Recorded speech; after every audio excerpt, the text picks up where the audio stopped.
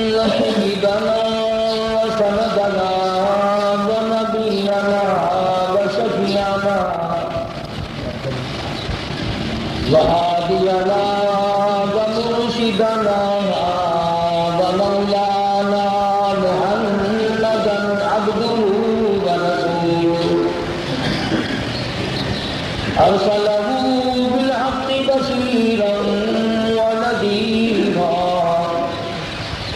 صلى الله تعالى عليه وعلى آله وأصحابه وأزواجه وذرياته وبارك وسلم تسليما كثيرا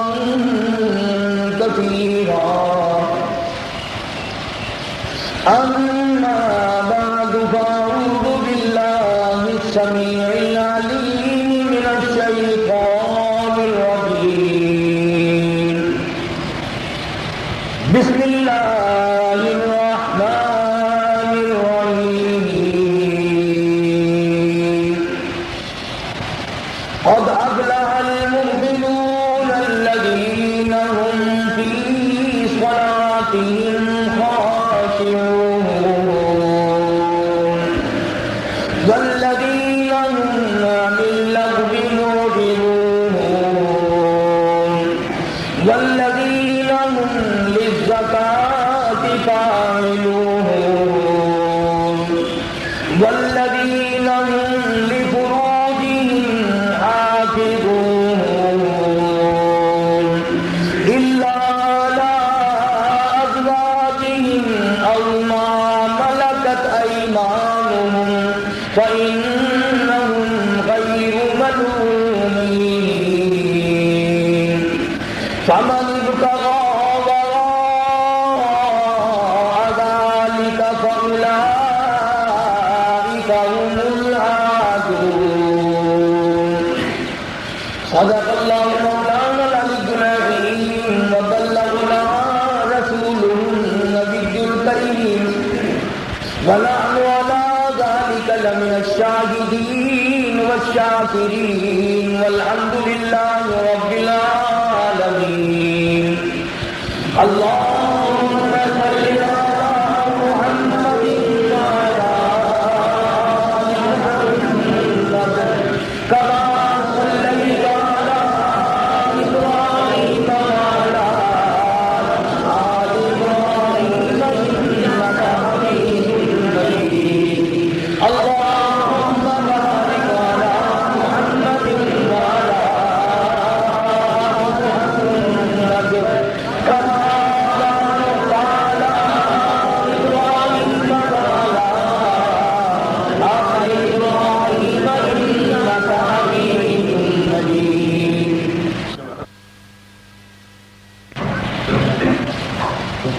قرآن کریم اور سنت رسول کریم صلی اللہ علیہ وسلم کی روشنی میں مسلمان عورت کے پردے کے متعلق کچھ معلومات عرض کی تھی۔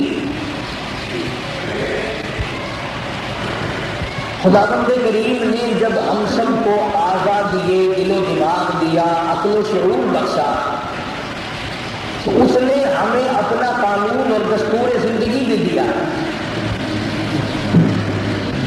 ایک مستقل نصب العین فراہم کیا، اور عملی شکل دکھانے کے لیے حضور اکرم صلی اللہ علیہ وسلم کو ہم سب کے سامنے پیدا فرما کر اس کی مشق کر کے دکھایا۔ گویا قرآن کریم اللہ پاک کے احکام ہیں اور سنت رسول کریم صلی اللہ علیہ وسلم قرآن کریم کی تفسیر ہے اور عملی نمونہ۔ مرد ہو یا عورت، حاکم ہو یا محکوم، امیر ہو یا غریب، جوان ہو یا بوڑھا، اللہ پاک جل شانہ نے اپنے قانون سے کسی کو بھی آزاد نہیں فرمایا، اور وہ اس بات کا مستحق ہے، حقدار ہے وہ کہ وہ بندے سے کھڑا کر کے پوچھے کہ میرے قانون پر عمل کیا یا اس کو ردی کی ٹوکری میں پھینکا۔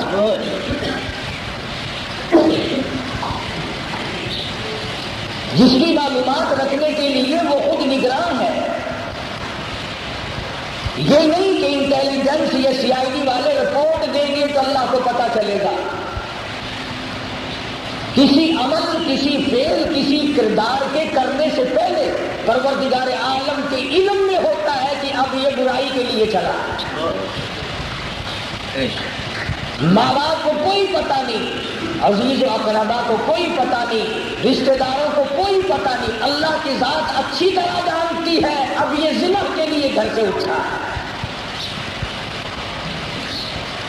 اب یہ بدماشی اور فلم اور طرح طرح کے تماشے دیکھنے کے لیے نکل رہا ہے. ایک ایک قدم شمار ہوتا ہے، اس راہ میں جتنے سانس آتے ہیں ان سب کی گنتی الگ ہوتی ہے. اور قربان جاؤ مالک کائنات کی کریم ذات پر، سبحان اللہ و تقدس. حدیث میں ہے کہ مدنی کریم صلی اللہ علیہ وسلم نے فرمایا کہ جب آدمی برائی کے لیے چلتا ہے تو دو فرشتے ساتھ اللہ نے رکھے ہوئے میرے تیرے سب کے ساتھ. تو گناہ لکھنے والا فرشتہ قلم اٹھاتا ہے اور خدا نے کریمی یہ فرمائی کہ سردار اور افسر بنایا ہے، سینئر بنایا ہے نیکی لکھنے والے کو، اور بدی لکھنے والے کو اس کا محکوم بنایا ہے، اس کا ماتحت بنایا. تو بدی لکھنے والے فرشتے سے نیکی لکھنے والا فرشتہ کہتا ہے کہ کیوں قلم اٹھایا؟ کہ برائی کا ارادہ کر لیا؟ کہ نہیں، مجھے معلوم نہیں یہ بندہ کس کا ہے، مجھے پتا تو ہے ابھی نہیں لکھنا، ممکن ہے راستے سے واپس ہو جائے. پھر وہ گناہ اور بدی کی جگہ پہنچ جاتا ہے، پھر وہ قلم اٹھاتا ہے کہ اب تو آ گیا ٹھکانے پہ، اب تو لکھو. نیکی لکھنے والا فرشتہ کہتا ہے تجھے کیا معلوم ہے ابھی اگر دل میں خدا کا خوف آ گیا تیرا قلم دھرے کا دھرا رہ جائے. پھر وہ برائی میں مشغول ہو جاتا ہے، وہ پھر قلم اٹھاتا ہے کہ اب تو کر رہا ہے اب تو لکھ دوں. نیکی لکھنے والا فرشتہ کہتا ہے ممکن ہے برائی کرنے کے بعد فوراً توبہ کر لے، اب بھی تجھے اجازت نہیں لکھنے کی. برائی اور بدماشی اور بدی کرنے کے بعد جب ہنستا ہوا نکل پڑتا ہے، اب وہ گناہ لکھنے والا فرشتہ کہتا ہے کہ میاں صاحب اب تو اجازت دو. تو یوں لکھا ہے کہ نہایت پریشان ہو کر کے نیکی لکھنے والا فرشتہ کہتا ہے کہ اب میں مجبور ہوں، لکھ لے مگر لکھیو ایک. لکھنا ایک گناہ. بدی لکھنے والا فرشتہ کہتا ہے کہ جناب تو ایک کے 10 لکھتے، ایک مرتبہ درود شریف پڑھے تو تم تو 10 مرتبہ لکھتے ہو، ایک قرآن کریم کی آیت پڑھے تو تم 10 گنا ثواب لکھتے ہو، 10 درجے بلند کرتے ہو، 10 خطائیں معاف کراتے ہو. تم تو 30 گنا کام کرتے ہو، میں ایک کے بدلے میں ایک کروں. نیکی لکھنے والا فرشتہ کہتا ہے تجھے پتا نہیں ہے مالک کائنات نے اپنے ہاتھوں سے اس کو بنایا ہے، جانتا نہیں بندہ کس کا ہے. تو پروردگار عالم نے کتنی بڑی کریمی اور بندہ نوازی ہم سب پہ فرمائی ہے، باوجود اس کے بھی برائی نہ چھوڑے، توبہ نہ کرے. تو اس میں نیکی لکھنے والا فرشتہ کیا کرے گا اور اللہ والے کیا کریں گے اور خدا کا قرآن اور ایمان کیا کرے گا جب ہمیں کبھی شرم نہ آئے. آواز آئی پھر نہ کرو، نہ مارو میری، نہ مانو میری بات. فرمایا ثم لا يموت فيها ولا يحيا، میں تمہیں ایسی جگہ رکھوں گا جہاں موت نہ آئے گی نہ زندگی بنے گی. خالدین فیہا ابدا، ہمیشہ ہمیشہ کے لیے مصیبت میں گرفتار رہنا پڑے گا. گناہ کی لذت ایک مرتبہ، عذاب اس کا بار بار.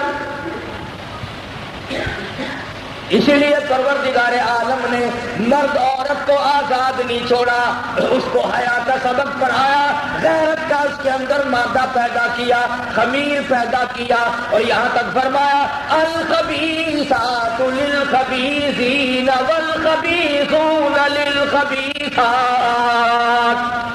وَالطَّيِّبُونَ لِلطَّيِّبَاتِ وَالطَّيِّبُونَ لِلطَّيِّبَاتِ۔ اور میرے بندو، میری قدرتی کاملہ نے تم پہ کتنا بڑا کرم فرمایا۔ میں نے خبیث مرد خبیث عورتوں کے لیے پیدا کیے ہیں، اور خبیث عورتیں خبیث مردوں کے لیے پیدا کی ہیں، اور بدماش مرد بدماش عورتوں کے لیے میں نے پیدا کی ہیں، اور نیک مرد نیک عورت کے لیے، نیک عورت نیک مرد کے لیے۔ اولئک مبرؤون مما یقولون۔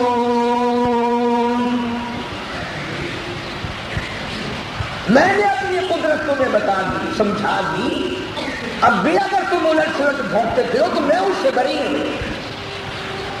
فرمایا لوگوں گناہ کرنے کے لیے گناہ کے معاملے میں پھنس کر روزی نہ کمایا کرو۔ لہم مغفرۃ ورزق کریم۔ میں خدا، میں کریم ہوں، سخی ہوں، تم مجھ سے نا امید ہو کر مایوس ہو کر گناہوں میں کیوں پڑ گیا؟ مجھے اپنی کبریائی کی قسم، میں نے کسی کافر کو بھوکا نہیں سلایا۔ مجھے اپنی عزت اور آبرو کی قسم، میں نے شرک کرنے والوں کو کبھی پیاسا نہیں مارا۔ میں تو سب کو کھلاتا ہوں۔ پھر بھی اگر تم میرے قانون کو تسلیم نہ کرو اور میرے بتائے ہوئے احکام پر عمل نہ کرو، اور وہ دستور زندگی جو تم کو دیا ہے محمد عربی صلی اللہ علیہ وسلم کے ذریعے میں نے، تم نے دونوں کی بے قدری کی۔ تو قرآن کریم کی یہ آیتیں جو آج میں نے تلاوت کی ہے، سورۃ مؤمنون کی شروع کی چند آیات ہیں۔ خداوند کریم نے ایک مستقل سورت اتاری ہے اگلی اس سورت سے، جو آگے سورت ہے سورت نور، اس میں مستورات کے زیادہ مسائل ہیں۔ میراث کے مسائل سورت نساء میں، اور عورت کے جینے کے، چلنے کے، پھرنے کے، پردے کے سارے مسائل سورت نور میں ہیں۔ سبحان اللہ، جس سورت میں عورتوں کے پردے کا ذکر آیا، اللہ نے اس سورت کا نام سورت نور رکھا۔ پتہ چلا کہ احکام خداوندی پہ عمل کرنے سے نور پیدا ہوتا ہے، اور جو اس پر عمل نہ کرے اس کے لیے سورت نور کام کی نہیں۔ اور یوں لکھا علماء کرام نے کہ پردے میں رہنے سے حسن و جمال میں اضافہ ہوتا ہے۔ آپ کہیں گے نہیں، جتنی فلموں پہ رقاصہ اور ناچنے والی آتی بڑی خوبصورت ہوتی ہیں، آپ یقین کریں جو صورت ان کی آپ فلم کے پردے پہ دیکھتے ہیں لوگ، حقیقت میں وہ صورت نہیں ہے، مصنوعی بنا رکھی ہے۔ ان کی گھریلو زندگی میں جا کے دیکھو، وہ شکل نہیں ہے جس پر ہم شیدا اور جس پر لوگ مرتے ہیں۔ قرآن کریم نے صاحب لفظوں میں فرما دیا، والذین هم لفروجهم حافظون۔ وہ لوگ، وہ عورتیں، وہ مرد جو اپنی شرمگاہوں کی حفاظت کرتے ہیں۔ مدنی کریم صلی اللہ تعالی علیہ وسلم نے ایک عام سا ضابطہ بیان فرما دیا، ارشاد فرمایا، او لوگوں، دو چیزوں کی ضمانت تم دے دو، دو چیزوں کی ضمانت تم میرے حوالے کر دو، دو چیزوں کے ضامن مجھے بنا دو، میں تمہارا جنت کا ضامن بن جاؤں گا۔ دو چیزوں کی ضمانت مجھے دو، دو چیزوں کا مجھے ضامن بنا دو، تم مجھے ضمانت دے دو، ایک چیز کا ضامن میں بن جاؤں گا۔ فرمایا خواہشات کی جگہ جو تمہاری شرمگاہیں ہیں اس کی حفاظت کا ذمہ دے دو، آنکھ کا ذمہ دے دو، آنکھ کا زنا نہ کریں گے نہ کریں گی۔ فرمایا دو چیزوں کی ضمانت جب تم مجھے دے دو گے، میں محمد الرسول اللہ صلی اللہ علیہ وسلم جنت الفردوس کا ضامن بن جاؤں گا۔ دو چیزوں کی ضمانت تم دو، ایک چیز کی ضمانت تم کو اللہ کی طرف سے میں دوں۔ جب یہاں تک فرما دیا، اب اس میں کیا شک و شبہ رہ جاتا ہے؟ پھر مغرب زدہ اور انگریزی دان لوگ پردے پہ بحث کرتے ہیں۔ حضور اکرم صلی اللہ تعالی علیہ وسلم کے گھر والوں سے یہ تمام صورت اور کیفیت معلوم ہو جاتی ہے، بناتے رسول سے سب کچھ معلوم ہو جاتا ہے صلی اللہ علیہ وسلم کہ سیدہ رقیہ، سیدہ زینب، سیدہ ام کلثوم، سیدہ فاطمہ الزہرا رضی اللہ تعالی عنہم اجمعین نے اپنی زندگی کس طرح بسر کی، اور ازواج مطہرات رضی اللہ تعالی عنہم اجمعین نے اپنی زندگی کس طرح بسر کی، اور حضور اکرم صلی اللہ علیہ وسلم کی پھوپھیوں نے اپنی زندگی کس طرح بسر کی، اور عام صحابیات نے کس طرح عمل کیا۔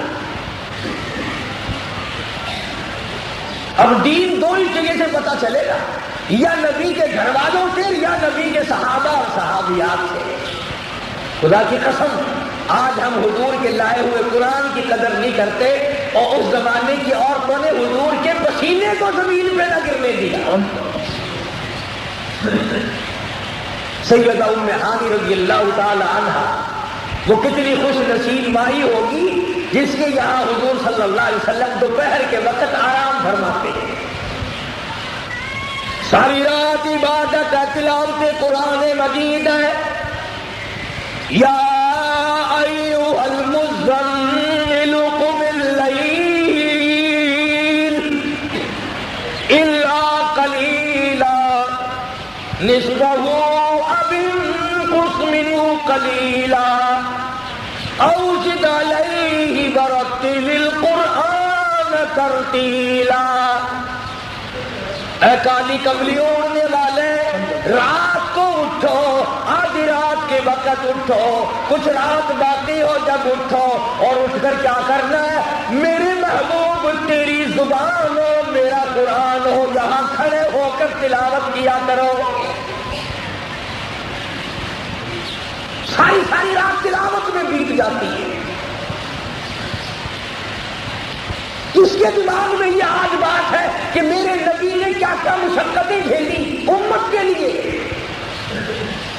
اسی کو کہتا کہ کٹن راتا مسلح سے، کٹن راتا مسلح سے، کھلو کیا پیر سجویلے، نہ اتنا جاگ ربا کے عبادت اے گئی ہو، کرن دشمن بھی تعریف لیاقت اے کہیں ہوے، مدنی کریم صلی اللہ علیہ وسلم جیسا خدا کا لاڈلا محبوب ہو، اور ساری رات عبادت کرتے کرتے ورم آ جائے۔ امت کے لیے مشقتیں جھیلی ساری رات، اور پھر ایک ضابطہ دیا، طریقہ کار دیا۔ دوپہر کو آرام فرماتے ہیں۔ سیدہ ام ہانی رضی اللہ تعالی عنہا کے مکان سے، مکان کیا تھا؟ ارے ان لوگوں کا ایمان تھا، دکانیں نہ تھی، مکان نہ تھے، بلڈنگ نہ تھی، بنگلے نہ تھے، کوٹھیاں نہ تھی، اقتدار ان کے پاس نہ تھا، دولت نہ تھی، حکومت نہ تھی، خدا کی قسم ایمان تھا، وہ جنت کے ٹھیکیدار۔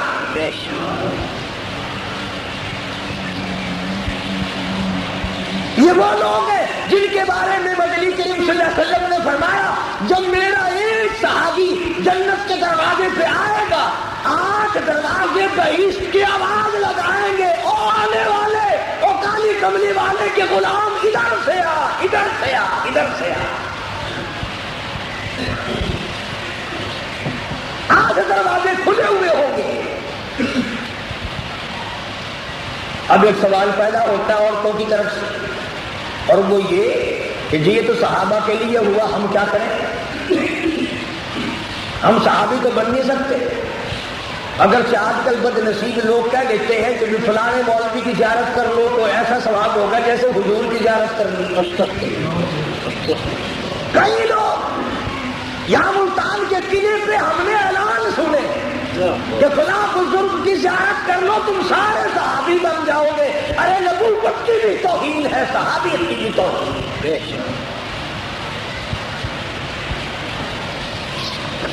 نبی کا مقابلہ کون کرے گا؟ نبی کی ذات تو الگ رہی، نبی کا لباس تو الگ رہا، نبی کے پیروں کی نالین مبارک الگ رہی، نبی کی جوتے مبارک الگ رہے. خدا کی قسم جو نبی نے تھوک دیا اس تھوک کا مقابلہ پوری دنیا کے اولیاء کرام قطب ابدال غوث سجدے میں پڑے رہے، ان کے سجدوں کے آنکھوں سے نکلے ہوئے آنسو پوری امت حضور کے تھوک کا مقابلہ نہیں کر سکتی.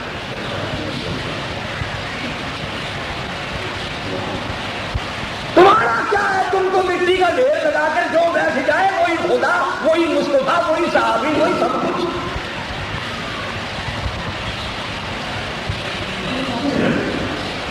اس قدر قدردان لوگ تھے. تو سوال پیدا ہوتا ہے کہ یہ تو صحابہ کرام کے لیے ہے، ہم کیا کریں؟ مدنی کریم صلی اللہ تعالی علیہ وسلم نے فرمایا جو عورت 5 وقت نماز پابندی سے ادا کرے،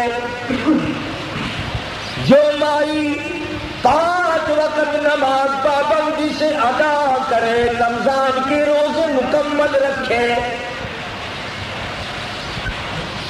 شریعت کے مطابق پردہ کرے.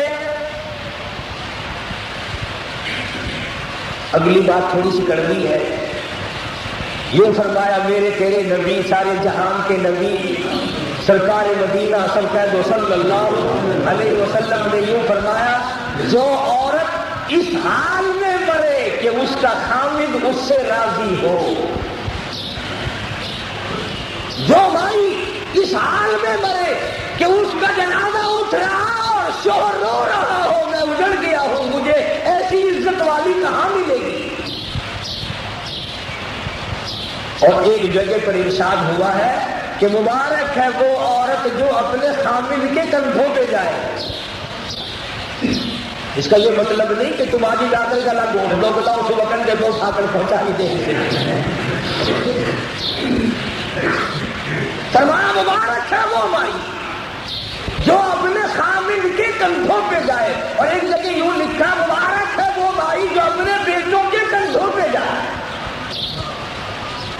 تو یوں فرمایا 5 وقت نماز ادا کرے، رمضان کے روزے رکھے اور خامد کی عزت اور آبرو میں خیانت نہ کرے. اس حال میں جو عورت مرے، اب فرمایا ہے کالی کملی والے سرکار دو جہاں حضرت محمد رسول اللہ صلی اللہ علیہ وسلم نے کہ اس عورت کو جنت کے 8 دروازوں سے آواز لگے گی ادھر آ، ادھر آ، تیرے لیے میں کھلا ہوں، ادھر آ، تیرے لیے میں کھلا ہوں، ادھر آ، میرے اندر سے داخل ہو، تو بڑی بابرکت مائی ہے، مجھے شرف حاصل کر کے میرے اندر سے داخل ہو. 8 دروازے اس عورت کو آواز لگا.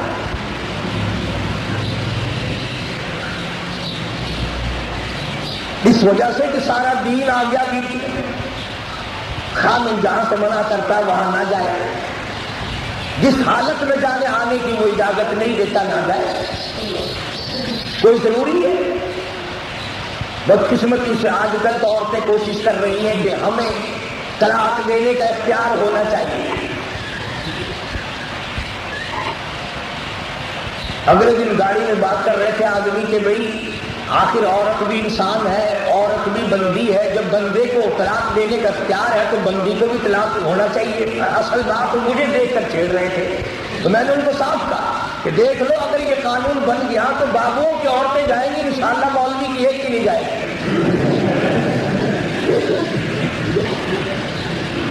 کیوں؟ ہم لوگ کچھ اللہ اللہ کراتے ہیں، کچھ دین کی باتیں بتاتے ہیں تو ذہن بنا رہتا ہے. ارے یہ تو تم ہر وقت تعلیم دیتے ہو کہ اچھوں کو تلاش کرو اور بدل لو اور بدل لو بدل لو. مغرب زدائی عورت جو کچھ کرتی ہے ملک میں معاشرہ برباد کرتی ہے،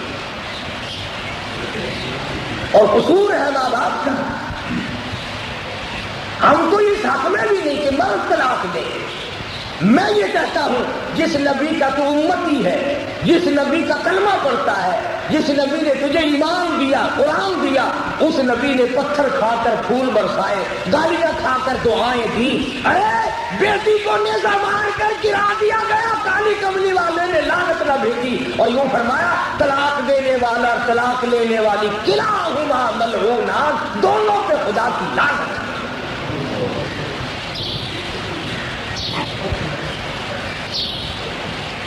دونوں پہ مدنی کریم صلی اللہ علیہ وسلم کی ذات اقدس نے لعنت دی۔ لوگ اگر کھیل بنا لیں تو اس کا کیا علاج؟ اگلے دن مجھے ایک آدمی کہنے لگا کہ جی غصے میں طلاق ہو جاتی ہے، میں نے کہا گدھے پیار میں طلاق کون دیتا ہے؟ وہ کون ہے جو یہ کہتا کہ میری تیری محبت بڑی زیادہ ہے لا تجھے طلاق دے دی؟ کہنے لگا جی وہ سنا ہے کہ نشے میں طلاق نہیں ہوتی، غصہ تو بہت بڑا نشہ ہے،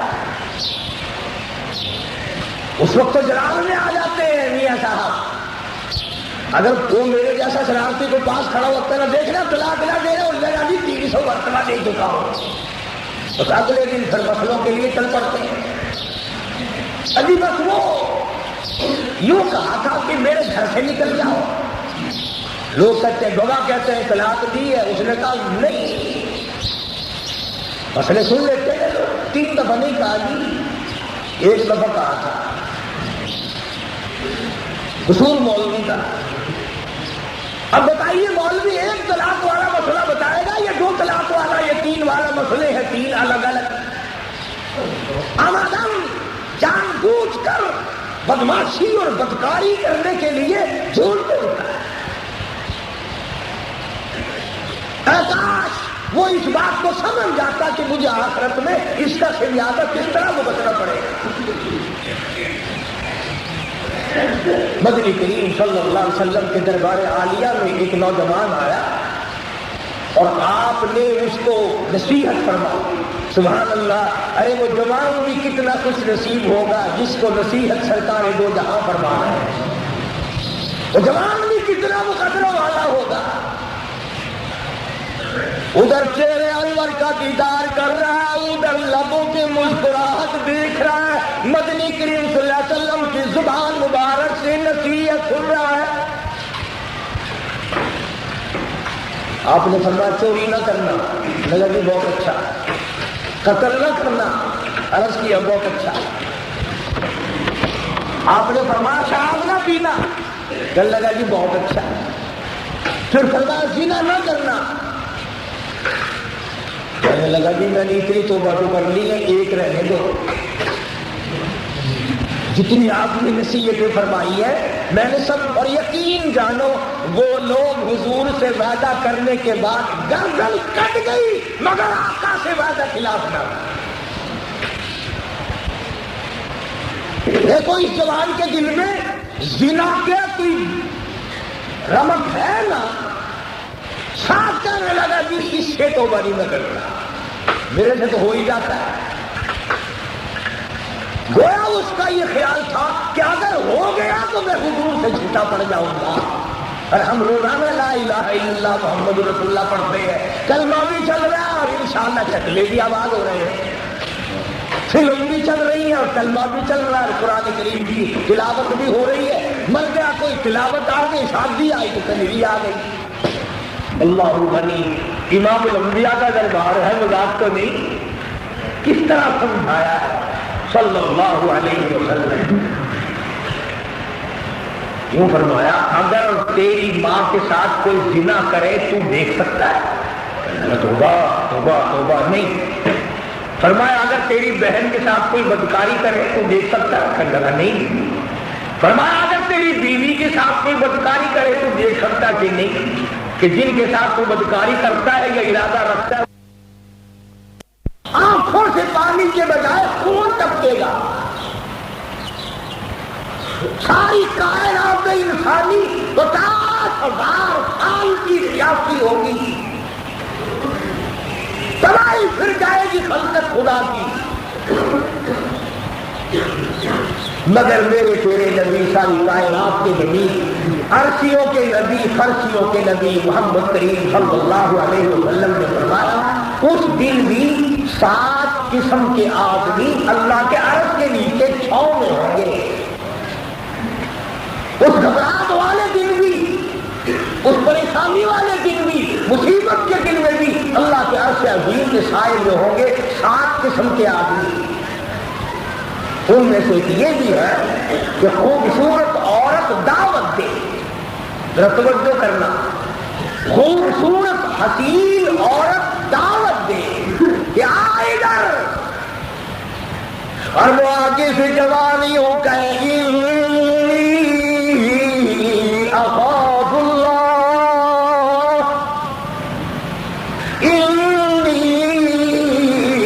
اخاف اللہ رب العالمین،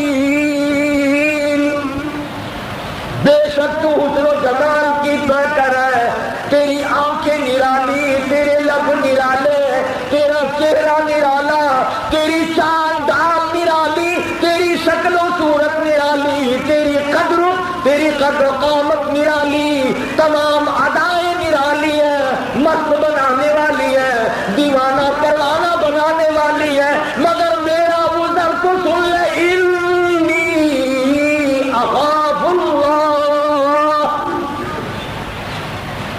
میں اللہ سے ڈرتا ہوں، میں اس پروردگار سے ڈر رہا ہوں جس نے تجھے یہ خوبصورت آنکھیں دی ہیں، میں اس رب سے ڈرتا ہوں جس نے تجھے یہ حسین چہرہ دیا ہے، میں اس خدا سے ڈرتا ہوں جس نے تجھے یہ قد و قامت بخشی ہے۔ اللہ پاک کے نبی نے ارشاد فرمایا ایسی خوبصورت عورت دعوت دے اور جوان کہے اللہ سے ڈرتا ہوں، فرمایا قیامت کے دن اور سارے جاؤ 50,000 برس تک دھوم میں سڑو مرو جلو تباہ ہو جاؤ، اور اے خوبصورت عورت کو میری وجہ سے انکار کرنے والے آ جا، آج تو میرا مہمان ہے۔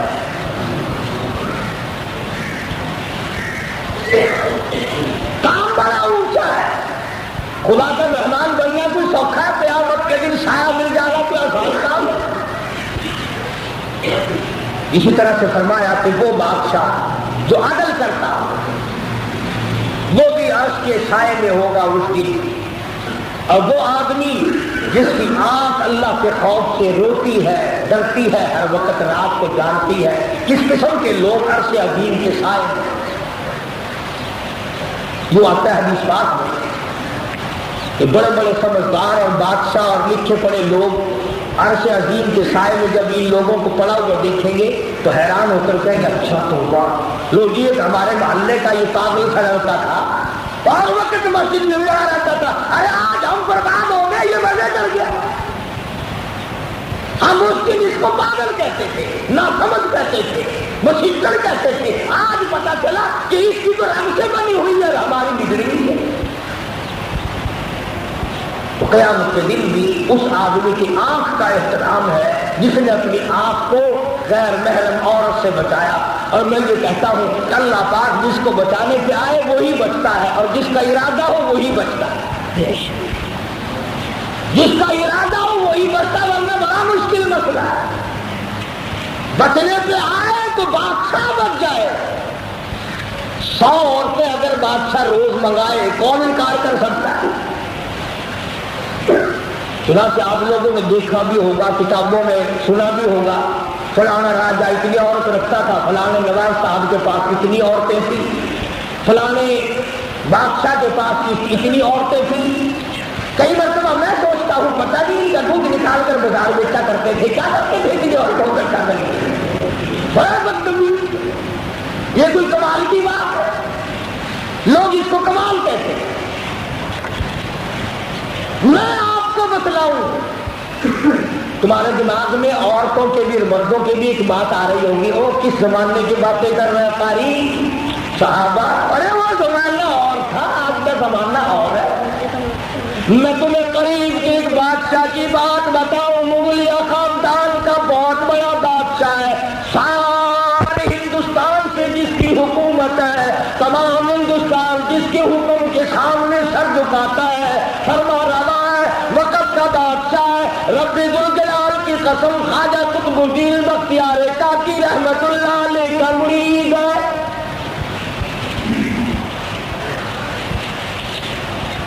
بابا فرید الدین شکرگنج رحمت اللہ علیہ کے پیر ہیں خواجہ قطب الدین بختیار کاکی رحمہ اللہ، ان کا مرید ہے، وقت کا بادشاہ ہے،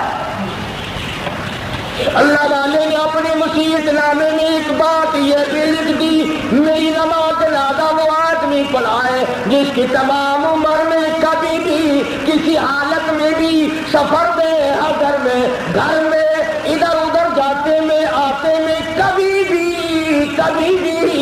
کسی حال میں بھی غیر عورت پہ اس کی نظر نہ پڑی ہو.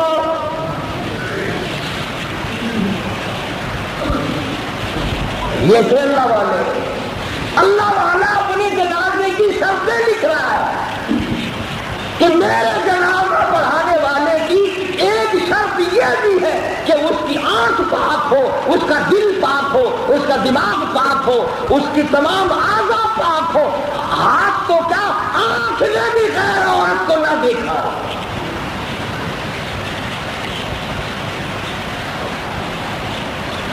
آج کل تو لوگ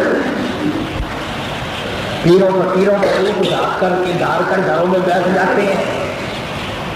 اگر کوئی بیچاری مقدر کی ماری پردہ کرتی ہے تو کہتا ہے کہ اگر تو مجھے منہ نہیں دکھاتی تو میں قیامت میں کیسے پہچانوں گا تجھے. اس کا مطلب یہ ہوتا ہے کہ میں تو جہنم میں اکٹھے ہو کے چلیں گے کیسے. نام نہیں لیتا، بڑے بڑے واقعات میرے علم میں ہیں. جب پردے دار مائی بیٹی سامنے آئی کہ میں جب تجھے دیکھ نہیں سکتا تجھے قیامت میں کیسے پہچانوں گا. او گدھے، قیامت میں تو اپنی پہچان کو کرنا. تجھے کیا معلوم ہے کہ قیامت ہے کس چیز کا. فرمایا القاریہ تم القاریہ وما ادراک ما القاریہ. فرمایا آئے گی گھبراہٹ، اتنا سخت گھبراہٹ ہوگا کہ دودھ پلانے والی ماں اپنے لگتے جگر کو، اپنے نور نظر کو زمین میں پھینک کے مارا. حاملہ کا حمل گر جائے گا. فرمایا وَتَرَى النَّاسَ سُكَارَىٰ وَمَا هُم بِسُكَارَىٰ وَلَٰكِنَّ عَذَابَ اللَّهِ شَدِيدٌ. ہوش پڑی ہوگی خلقت خدا. قیامت کا مذاق بنا رکھا ہے. قیامت میں تجھے کیسے پہچانوں گا. ارے پہچان کر، کیا وہاں بھی کچھ ارادہ ہی ہے. مدنی کریم صلی اللہ علیہ وسلم نے فرمایا نماز کے اعضاء جو وضو میں دھلتے ہیں، سردی گرمی میں جو مرد عورت نماز قضا نہیں کرتے، ان کے یہ چمکیں گے اور میری امت کی یہ پہچان ہوگی. میں اپنی امت کو پہچان لوں گا اعضاء وضو سے. نبی نے تو پہچان یہ بتلائی، بنا پہچان کا ذریعہ کچھ اور ہی بنا دیا. تمام صحابہ کرام مدنی کریم صلی اللہ علیہ وسلم کے دیوانے پروانے ہر حکم پہ اپنی جان قربان کرتے تھے. عورتوں نے بھی کیا اور مردوں نے بھی کیا. تو سرکار دوپہر کے وقت آرام فرماتے ہیں. سیدہ ام ہانی رضی اللہ تعالی عنہا، خدا کی قسم میرا دل کرتا ہے اگر میری زندگی میں اس مائی کی نسل بھی ہوتی تو میں اس نسل کے پود ہو کر پیتا ہے. ارے جس کے مکان پہ شہنشاہ کائنات بلال آقا تشریف لائے، وہ مکان ہے یا جنت ہے؟ جنت الفردوس قربان کر دوں اس جگہ پہ جہاں پہ قدم رکھا ہے کالی کملی والے صلی اللہ علیہ وسلم. دوپہر کو آرام فرماتے ہیں، گرمی ہوتی ہے، پسینہ آتا ہے. سرکار آرام فرماتے ہیں، مائی کھڑی ہو کر حضور اکرم صلی اللہ علیہ وسلم کے پسینے اقدس کے قطرات کو صاف کر کے شیشی میں بند کرتی ہے، شیشی میں بند کر لیتی ہے. اور ایک مرتبہ اس نے اپنی بیٹی کو ایک شیشی میں چند قطرے تھے حضور صلی اللہ علیہ وسلم کے پسینے مبارک کے، وہ دیے اور کہنے لگی اپنی برادری میں کھڑی ہو کر مدینے والوں آؤ، کسی کی بیٹی زیور لے کر جائے گی، کسی کی بیٹی برتن لے کر جائے گی، کسی کی بیٹی دانت اور جہیز لے کر جائے گی، کسی کی بیٹی सामान लेके जाएगी। मेरी लपटी जिगर को मुबारकबाद दो, मोहम्मद अरबी सल्लल्लाहु अलैहि वसल्लम का पसीना मुबारक लेके जा रही है। यो लिखा उलमा इकराम ने, जिस दिन ये इतर ईश्वर की चिट्ठी खोलती थी सारे मदीने की फिजा मुअत्तर हो जाती थी।